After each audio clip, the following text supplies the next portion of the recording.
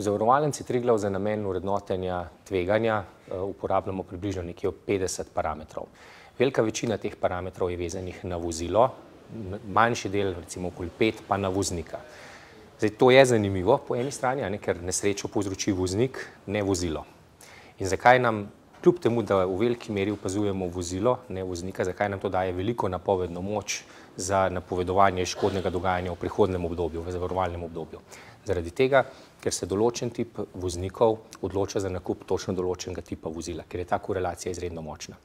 In tako tudi pri mladih voznikih, recimo, kaj jim zelo veliko pomeni ta svoboda, dinamičnost, tudi zbirajo določen tip vozil in zaradi tega potem tudi to vodi v neko statistično značilno škodno dogajanje. Če zdaj pogledamo samo mlade voznike, kaj opažamo, da tisti najmlajši, najbolj neizkušeni vozniki, govorimo o 18-19 let starost, takoj potem, ko opravijo izpit, so nekje do 3-krat bolj tvegani od tistih izkušenih voznikov. To pomeni, da je verjetnost za nastanek nesreče 3-krat večja kot pa pri izkušenih voznikih. Ravno za ta namen imamo v Zavarovalnici Triglav razvit produkt polico za mladega voznika, kjer to dodatno tveganje s to polico tudi krijemo.